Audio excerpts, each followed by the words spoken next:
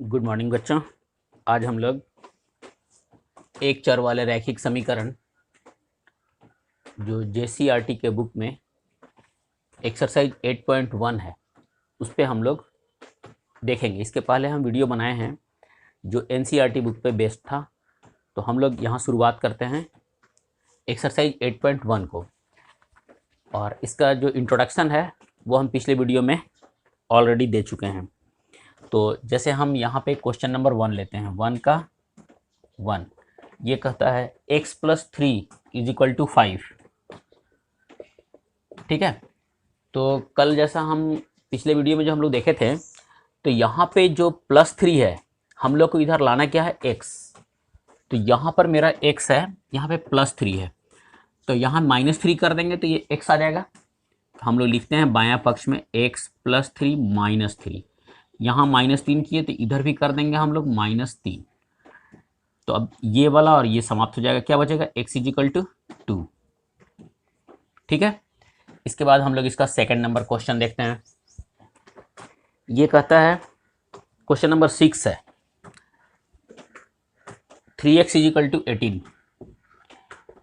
तो हम लोग जैसा जानते हैं, यदि यहाँ ऐड था तो सब्ट्रैक्ट किए, ठीक है, मल्टीप्लाई होगा तो क्या करेंगे, डिवाइड। तो हम लोग यहाँ पे ये मल्टीप्लाई है तो हम लोग क्या करेंगे, इधर ले जाएंगे, या यहीं पे करते हैं तो 3 × x / 3, यहाँ भी कर देंगे 18/3। तो ये खत्म हो जाएगा, क्या बचेगा, x = 6। ठीक है, इसके बाद हम लोग अगला क्वेश्चन देखते हैं। वो कहता है x - 3/2,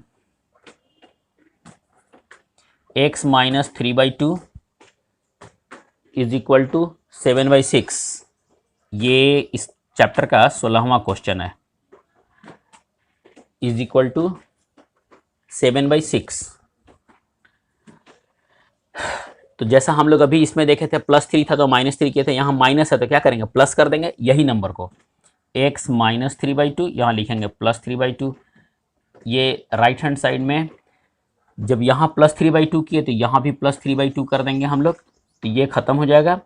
x = 7/6 + 3/2, तो हम लोग इसको LCM ले लेंगे 6, तो 7 + 2 3 जा 3 3 3 9, 16/6 काट लेंगे हम लोग 8/3।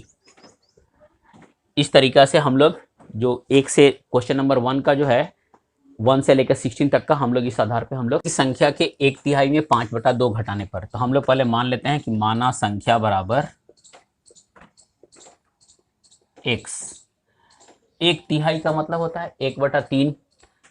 तो प्रश्न से हम लोग लिखेंगे 1/3 मतलब x × 1/3 में से 5/2 बोलता है घटा देने पर कितना प्राप्त होता है, 3/2। अब हम लोग यहाँ पर देखेंगे, अभी पहले ये वाला इसको जस्ट का तस छोड़ देते हैं हम लोग, और इसको क्या करेंगे, -5/2 है तो यहाँ पे माइनस है तो क्या प्रक्रिया करेंगे, संक्रिया करेंगे, प्लस। तो +5/2 कर देंगे हम लोग। तो जब इधर प्लस करेंगे तो इधर भी प्लस कर देंगे हम लोग, तो ये वाला खत्म हो जाएगा, क्या बचेगा, हम लोग और देखेंगे x/3 बराबर, ठीक है, 3/2 + 5/2, तो ये हो गया हम लोग का 8/2 मतलब 4। अब यहाँ हम लोग को देखते हैं, ये डिवाइड है तो क्या करेंगे, इनटू। तो x/3 × 3 बराबर 4 था, तो इधर भी इनटू कर लेंगे हम लोग, तो ये 3 3 कट गया, क्या बच गया हम लोग के पास, x = 12। ठीक है, इसी तरीका से हम लोग दूसरा क्वेश्चन को करते हैं। ये कहता है दो संख्या का योग 35 है, यदि एक संख्या दूसरी संख्या से 5 अधिक है। तो हम लोग पहले मान लेते हैं, माना एक संख्या दूसरी संख्या से, तो दूसरी संख्या बराबर है x।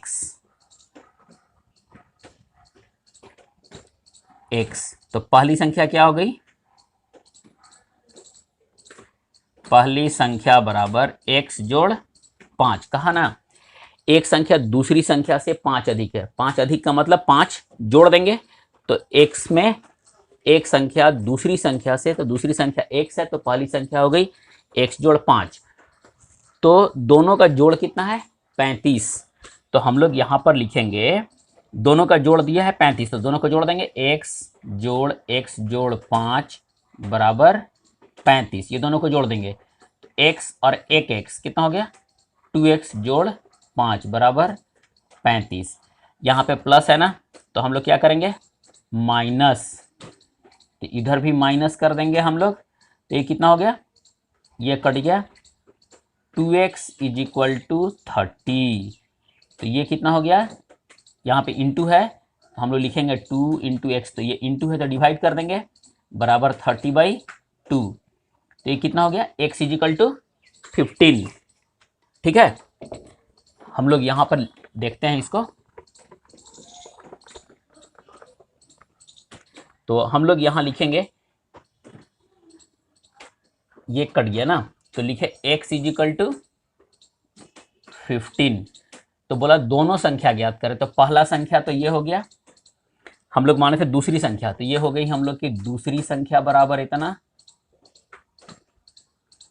ठीक है, दूसरी संख्या बराबर 15, तो पहली संख्या बराबर, ये कहा कि इससे 5 ज्यादा है, 15 जोड़ 5 मतलब 20, तो पहली संख्या ये और दूसरी संख्या बराबर 15, ये दोनों हम लोग का आंसर हो। यह कहता है किसी संख्या के दुगने में 8 जोड़ने पर, तो संख्या मान लेते हैं हम लोग कि माना संख्या बराबर x, कहता है दुगना, तो संख्या का दुगना कितना हो जाएगा, संख्या का दुगुना मतलब 2 से गुना करेंगे, तो संख्या है x में 2 से गुना कर दिए हम लोग। फिर कहता है 8 जोड़ने पर, तो प्रश्न से ही हम लोग लिखेंगे 2x, इसको लिख सकते हैं हम लोग 2x भी, तो 2x में 8 जोड़ दिए हम लोग, तो बोलता है कितना प्राप्त होता है बराबर 32। अब हम लोग इसको जब सॉल्व करेंगे तो लिखेंगे 2x, यहाँ प्लस है ना, तो हम लोग माइनस करेंगे 8, यहाँ -8, तो इधर भी -8 कर देंगे हम लोग। दोनों तरफ याद रखिएगा, जो भी प्रक्रिया करेंगे दोनों तरफ कर देंगे हम लोग, तो -8 तो -8, तो ये वाला कट गया, कितना बच गया मेरे पास 2x इज इक्वल टू 24। अब यहाँ देखिए गुना है, तो क्या करेंगे हम लोग भाग देंगे, तो 2 इंटू एक्स डिवाइडेड बाई 2, तो 24/2, तो 2 कट गया, क्या बच गया मेरे पास x इज इक्वल टू 12। समझ में आ गया होगा। अगला देखिएगा, कहता है 3 लगातार पूर्णांकों का योग 51 है। लगातार जैसे एक के बाद क्या होता है 2 के बाद क्या होता है 3, मतलब एक ऐड करते चलना है हम लोग को। तो हम लोग यहाँ पे लिखते हैं माना पहली संख्या बराबर x, तो दूसरी संख्या कितनी हो जाएगी, दूसरी संख्या बराबर x प्लस 1, तीसरी संख्या बराबर x प्लस 2। अब कहता है 3 लगातार पूर्णांकों का योग 51 है, तो तीनों को जोड़ देंगे x plus 1 plus x plus 2 बराबर 51। तो देखिएगा 1 2 3, कितना x हो गया 3x, लिखेंगे हम लोग 3x, 1 और 2 3 बराबर 51। यहाँ पे प्लस है तो क्या करेंगे हम लोग माइनस, 3x प्लस 3 माइनस 3, तो जब इधर माइनस किए तो इधर भी माइनस करेंगे, 51 माइनस 3, ये खत्म। ये लिखेंगे हम लोग 3x is equal to 51 minus 3 48। अब यहाँ पर देखेंगे 3 गुना x है, तो इसका मतलब कि हम लोग डिवाइड कर देंगे बराबर 48 डिवाइडेड बाई 3, क्या लिखेंगे ये कट जाएगा, x इज इक्वल टू 16, इसको काट लेंगे। पहला संख्या हो गया, दूसरा संख्या था हम लोग का x प्लस 1 मतलब 16 प्लस 1 बराबर 17, तीसरा संख्या था x प्लस 2 मतलब 16 प्लस 2 बराबर 18। एक आंसर ये हो गया, दूसरा आंसर ये हो गया, तीसरा आंसर ये हो गया। अगला क्वेश्चन हम लोग देखते हैं। 6 के 3 लगातार गुणजों का योग 144 है। पहला लिखा है गुणजों। गुणजों का मतलब होता है, जैसे 6 का हम लोग टेबल ये पहाड़ा पढ़ेंगे तो 6 का 6, 6 दूनी 12, 6 तीनी 18। ठीक है, मतलब कि गुना करना है, 6 का मल्टीपल होना चाहिए। 6 का गुणज का मतलब है 6 का मल्टीपल होना चाहिए। जैसे हम लोग लिखेंगे 6 का 12, 6 तीनी 18, 6 चौके 24, ये सब 6 का मल्टीपल है। तो पहला वाला संख्या हम लोग मान लेते हैं कि माना पहला गुणज, पहला 6 का गुणज बराबर x। ठीक है, तो दूसरा 6 का गुणज कितना हो जाएगा? दूसरा 6 का गुणज, इसमें हम लोग 6 जोड़ देंगे, इसलिए कि हम लोग को पता है जब 6 का टेबल बोलते हैं या पहाड़ा बोलते हैं तो 6 में 6 जोड़ते हैं, फिर 6 जोड़ते हैं, फिर 6 जोड़ते हैं, तो लगातार गुणज हो जाता है। तो दूसरा वाला में क्या करेंगे हम लोग? x plus 6। तीसरा में क्या करेंगे हम लोग? तीसरा 6 का गुणज बराबर x प्लस, अब की इसमें 12 जोड़ देंगे हम लोग, ये 3 हो गया ये नंबर। अब कहता है कि इसका गुणजों का योग, इस सबको जोड़ेंगे हम लोग। तो प्रश्न से क्या लिखेंगे? x plus x plus 6 plus x plus 12 बराबर 144। तो गुणजों को ज्ञात करना है, तो हम लोग यहां पर देखेंगे 1 2 3, तो लिखेंगे 3x, 6 और 12 18 बराबर 144। यहां लिखेंगे 3x प्लस 18, यहां माइनस कर देते हैं हम लोग। ठीक है, माइनस 18 करेंगे तो इधर भी 144 में से 18 को माइनस करना होगा हम लोग को। तो ये कितना हो गया? 14 में से 8 गया 6, 13 में से 1 गया 12, मतलब 126। तो यहां हम लोग देखेंगे 3x बराबर है इतना, तो 3 गुने x, तो यहां भागा कर देंगे बराबर 126। ये 3 3 कट गया, क्या बचा मेरे पास? x is equal to 126। यही है ना? सॉरी, यहां पे भाग देना था ना 3, तो हम लोग यहां से निकालेंगे 3 चौके 12, 3 दूनी 6, मतलब 42। अब बोलता है कि गुणजों को ज्ञात करें, तो पहला गुणज हो गया 42, इसमें 6 जोड़ देंगे, दूसरा उसमें 6 जोड़ देंगे तो तीसरा, है ना? तो पहला गुणज हो गया ये, हम लोग यहां पे लिखते हैं पहला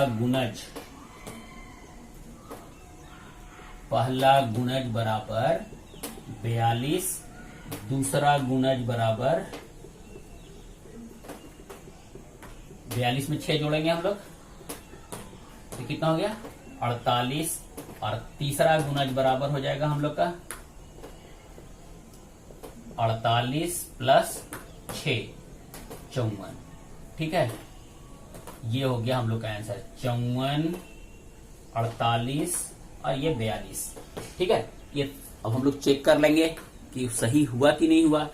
तीनों को जोड़िए, 2 8 10 4 14 की 4 हासिल 1 5 4 9 5 14 आ गया 144। इसका मतलब है कि हम लोग देखते हैं क्या कि हम लोग का ये तीनों ये गुणज सही आ गया।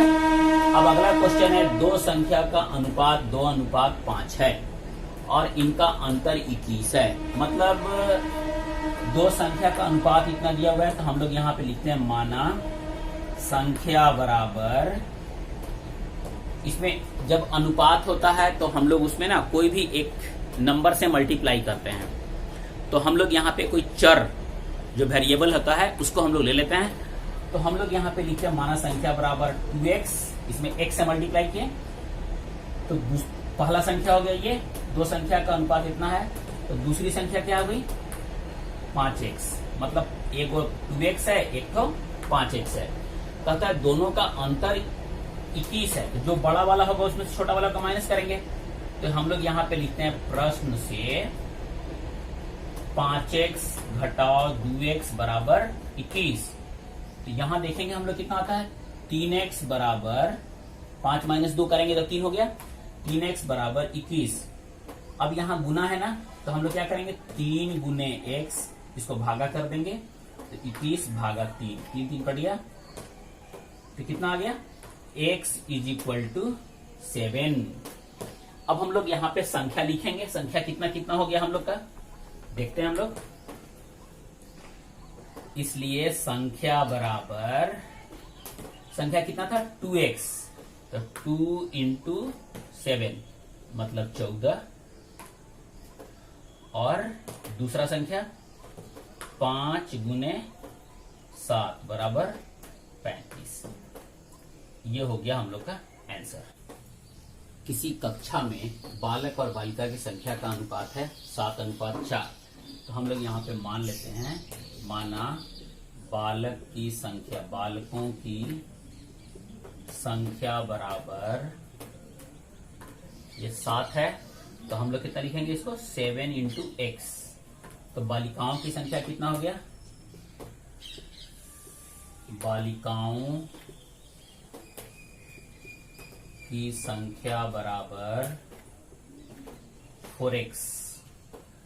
यदि बालकों की संख्या बालिकाओं की संख्या से 18 अधिक है, बालिकाओं की संख्या से 18 अधिक है, मतलब बालिका की संख्या कितना है, इतना, तो 7x बालकों की संख्या बालिकाओं की संख्या से 18 अधिक है, मतलब बालिका का संख्या 4x है, इसमें हम लोग 18 जोड़ दिए। अब यहां से हम लोग x का वैल्यू निकाल लेते हैं। तो यहां हम लोग देखेंगे क्या कि ये 4x है, तो हम लोग इसको इधर ले आते हैं। जब इधर लाएंगे तो ये आगे कोई साइन नहीं, मतलब कि ये प्लस है, तो हम लोग इसको लिखेंगे 7x माइनस 4x। हम लोग यहां भी सेम चीज, ये -4x यहां कर देंगे हम लोग, तो इधर भी -4x किए, तो ये वाला और ये वाला कट गया, बराबर क्या बच गया 18। 7x माइनस 4x, 7 में से 4 गया 3, तो 3x बराबर 18। इसको लिखेंगे 3 गुने x, यहाँ गुना है तो यहाँ भागा, यहाँ भी भागा, 3 कट जाएगा, क्या बचेगा हम लोग के पास, x is equal to 18, sorry x is equal to 6, x is equal to 6। पूछता है कक्षा में कुल कितने विद्यार्थी हैं, तो विद्यार्थी, कुल विद्यार्थी कितना है 7x प्लस 4x, लिखते हैं कुल विद्यार्थी बराबर, लड़का और लड़की दोनों को हम लोग जोड़ेंगे, तो 7x प्लस 4x बराबर 11x। तो यहां हम लोग देखेंगे 11x के जगह पे 6 मतलब 66। टोटल विद्यार्थी कितना हो गया 66। आशा करते हैं आपको अभी तक का जितना पढ़ा है वो शायद समझ में आया होगा।